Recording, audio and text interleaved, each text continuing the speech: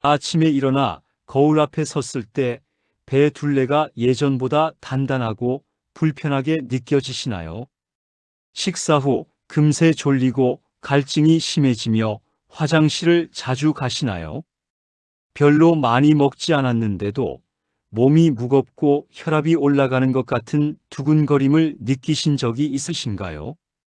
이런 작은 신호들은 그냥 나이 탓이 아니라 우리 몸이 도움을 요청하는 첫 목소리일 수 있습니다.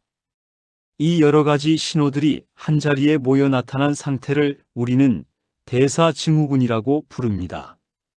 대사증후군은 배 둘레 비만, 혈압 상승, 혈당 상승, 혈중 지방 이상 같은 위험 요소들이 한꺼번에 나타나는 것을 말하며 이 상태가 계속되면 심장병, 중풍, 당뇨병 위험이 크게 올라간다고 알려져 있습니다. 대사증후군은 하나의 병 이름이라기보다 몸이 보내는 경고 묶음이라고 보시면 됩니다. 이 경고를 초기에 알아채고 방향을 살짝만 틀어주시면 큰 병으로 가는 길을 훨씬 늦추거나 막을 수 있다는 점에서 매우 중요한 개념입니다. 연구들에 따르면 대사증후군이 있는 분들은 심장과 혈관 문제의 위험이 2배 가까이 높아지고 성인 당뇨병으로 갈 가능성은 5배 가까이 높다고 보고되고 있습니다. 그래서 대사증후군은 조용히 진행되지만 결코 가벼운 병이 아닙니다. 문제는 이 상태가 갑자기 쓰러지듯 나타나지 않는다는 데 있습니다. 대부분은 실제로 병원에서 진단을 받기 전까지는 아무렇지도 않다고 생각하시거나 그냥 살이 조금 쪘네 하고 넘기십니다. 그러나 몸은 이미 하루에도 여러 번 위험 신호를 보내고 있습니다. 그 신호를 집에서 스스로 알아보실 수 있다면 어떨까요? 오늘 영상은 바로 그 이야기입니다. 병원 진료를 대신할 수 있는가 라고 물으신다면 아니라고 말씀드려야 합니다. 하지만 집에서 미리 알아차리고 어느 순간에는 이제는 꼭 병원에 가야겠다 하고 결심하는 기준을 갖게 되는 것은 분명히 도움이 됩니다. 먼저 가장 중요한 신호는 허리 둘레입니다. 체중도 물론 중요하지만 몸무게 숫자보다 더 결정적인 것은 배 둘레에 몰린 지방입니다. 연구에서는 배 주위에 지방이 몰려있는 복부 비만이 심장병과 당뇨병의 위험을 강하게 예고한다고 설명합니다. 특히 아시아권 사람은 체격이 아주 크지 않아도 배만 앞으로 나오는 경우가 많은데 이 경우 심장과 혈관 위험이 확 올라간다는 보고가 있습니다. 허리 둘레를 집에서 재는 방법을 안내 드리겠습니다. 아침에 화장실을 다녀오신 뒤 얇은 옷만 입으시고 배꼽과 갈비뼈 아랫부분의 중간 지점을 찾으십니다.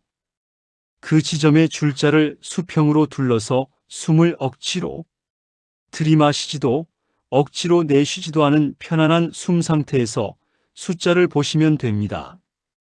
여러 연구에서는 남성의 허리 둘레가 대략 90cm 이상, 여성의 허리 둘레가 85cm 안팎을 넘기기 시작하면 심장병과 대사증후군의 위험이 뚜렷하게 올라가는 경향이 있다고 말합니다. 특히 우리와 비슷한 체형에서 이 수치가 중요한 기준으로 제시되고 있습니다. 둘째 신호는 혈압입니다. 많은 분들이 혈압은 병원에서만 재야 한다고 생각하시지만 가정용 혈압계만으로도 충분히 중요한 경향을 잡아낼 수 있습니다. 대사증후군이 있는 경우에는 팔의 위쪽을 재는 혈압이 조금씩 올라가기 시작하는 일이 흔합니다. 특히 위 수치가 약간만 높아져도 혹은 아래 수치가 정상 수준보다 조금만 올라와도 그 자체로 심장과 혈관 부담이 시작되었다는 신호일 수 있습니다. 높은 혈압은 혼자 있을 때도 천천히 혈관 속을 상하게 만들고 그 과정은 겉으로 티가 거의 나지 않기 때문에 더욱 위험합니다. 연구에서는 혈압 상승이 복부 비만, 높은 혈당과 겹칠수록 심장 쪽 위험이 훨씬 더 커진다고 경고합니다. 가정에서 혈압을 잴 때는 의자에 등을 기대고 다리는 꼬지 않은 채로 편하게 두신 뒤 한 5분 정도 가만히 앉아 계셨다가 측정하시는 것이 좋습니다.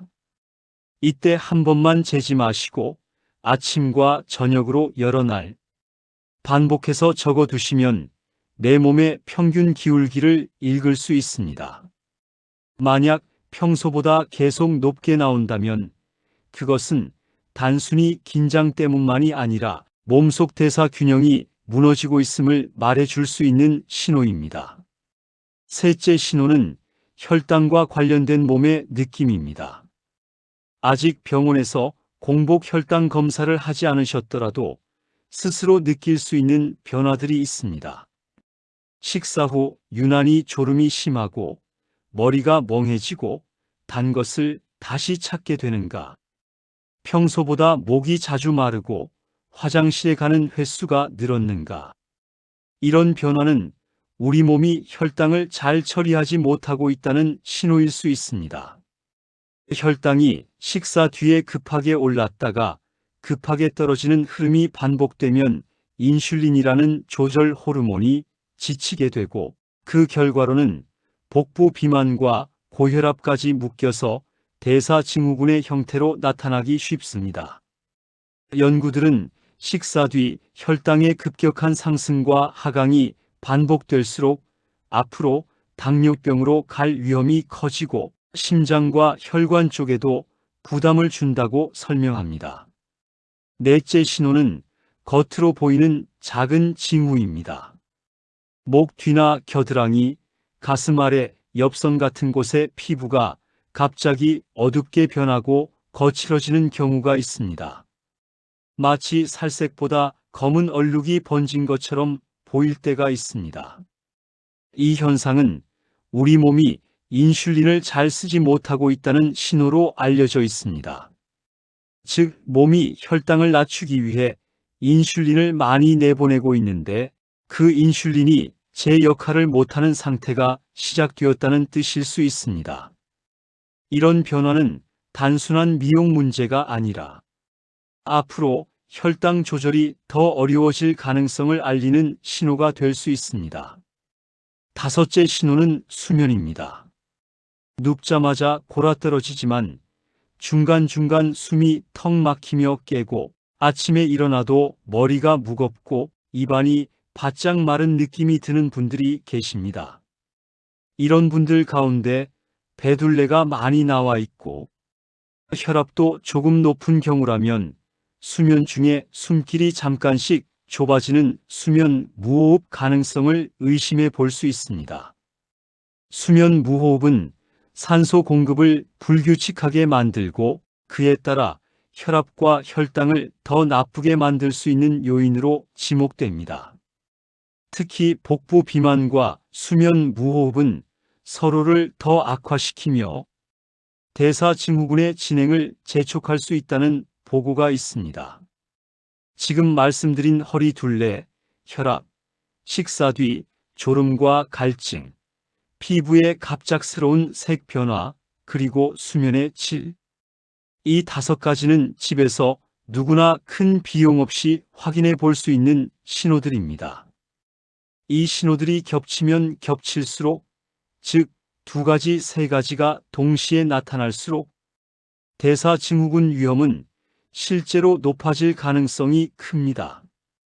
여러 의학단체들은 이런 위험 요인이 3가지 이상 모이면 대사증후군으로 진단하며 2단계에서는 심장병과 중풍 같은 혈관 질환, 그리고 성인 당뇨병의 위험이 분명하게 올라간다고 밝히고 있습니다. 이제 많은 분들이 이렇게 물으십니다. 그럼 어느 순간에는 반드시 병원에 가야 합니까?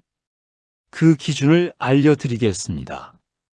첫째, 허리 둘레가 남성에서 90cm를 넘고 여성에서 85cm에 가까워지거나 넘었는데 동시에 혈압이 평소보다 높게 나오는 경우.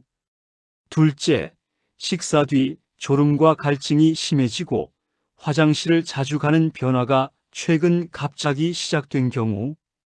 셋째, 목 뒤나 겨드랑이 쪽 피부색이 짙어지는 변화가 눈에 띄게 진행되고 있는 경우. 이런 세 가지 상황은 더 미루지 마시고 가까운 내과나 가정의학과에서 상담을 받으시는 것이 안전합니다. 왜냐하면 그때는 이미 혈당, 혈압, 혈중 지방 수치가 서로 손을 잡고 움직이기 시작했을 가능성이 높기 때문입니다. 우리가 스스로 당장 시작할 수 있는 작은 조치도 함께 말씀드리고 싶습니다. 첫 번째 조치는 식사 순서를 바꾸는 것입니다. 많은 연구에서 채소를 먼저 드시고 단백질을 다음에 드시고 밥이나 면 같은 탄수화물을 마지막에 드셨을 때 식사 뒤 혈당이 더 완만하게 오른다고 보고합니다.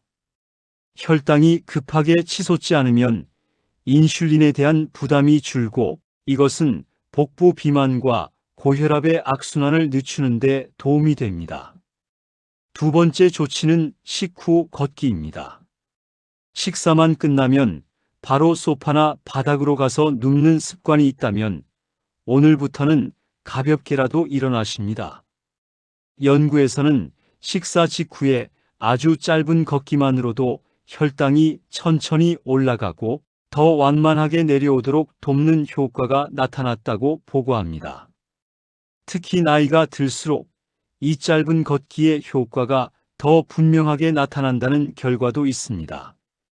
심지어 몇 분 정도의 가벼운 걸음만으로도 혈당의 급격한 파도를 누그러뜨릴 수 있었다는 연구도 공개되어 있습니다. 이 습관은 앞으로의 고혈압과 복부 비만의 부담을 줄이고 결국 대사증후군으로 가는 속도를 늦출 수 있는 생활 처방으로 소개되고 있습니다. 세 번째 조치는 밤의 수면입니다. 코골이가 심하고 아침이 항상 피곤한 분들은 체중 관리와 동시에 수면, 자세, 베개 높이, 옆으로 눕기 같은 방법을 활용해 보셔야 합니다. 수면 중 숨이 자주 막히는 상태가 계속되면 혈압과 혈당 조절이 더 어려워지고 그 상태가 오래될수록 대사증후군 위험이 커질 수 있다는 점이 여러 연구에서 지적되고 있습니다. 즉, 수면을 단순한 휴식이 아니라 혈관과 췌장을 회복시키는 시간으로 바라보셔야 한다는 뜻입니다. 필요하다면 전문 진료에서 수면 검사를 통해 실제로 숨이 멈추는 구간이 있는지 확인받는 것도 큰 도움이 됩니다. 마지막으로는 마음가짐에 대한 말씀을 드리고 싶습니다. 대사증후군은 남에게만 생기는 것이 아닙니다. 조용히 천천히 쌓입니다. 그래서 많은 분들이 뒤늦게 깨닫고 놀라십니다. 그러나 이 상태는 되돌릴 수 없는 운명이 아니라 지금부터의 선택으로 충분히 늦출 수 있는 과정입니다. 허리 둘레를 줄자로 재어보고 기록하기, 집에서 혈압을 반복해서 적어보기, 식사 뒤 졸음과 갈증을 몸의 신호로 알아차리기. 이 세 가지만 꾸준히 하셔도 이미 몸은 좋아지는 쪽으로 방향을 틀기 시작합니다. 정리하겠습니다. 첫째, 허리 둘레가 우리 몸의 경보입니다. 둘째, 집에서 재는 혈압은 심장과 혈관의 기록장입니다. 셋째, 식사 뒤에 과한 졸음과 갈증은 혈당이 불안정하다는 이야기일 수 있습니다. 넷째, 목 뒤 피부가 어둡게 변하거나 코골이가 심해지는 변화는 몸이 더 이상 예전처럼 편안하지 않다는 신호일 수 있습니다. 다섯째, 채소 먼저 단백질 다음 탄수화물 마무리, 그리고 식후 짧은 걷기라는 두 가지 습관은 혈당과 혈압의 급격한 파도를 완만하게 만들어줍니다. 지금 이 5가지만 기억하시고 생활에 천천히 심어주시면 대사증후군이라는 단어는 더 이상 무서운 낯선 단어가 아니라 관리 가능한 경고등이 됩니다. 몸은 여러분의 편입니다. 여러분의 몸은 이미 조용히 도와달라고 말하고 있습니다. 오늘부터 그 목소리에 귀를 기울여 주십시오.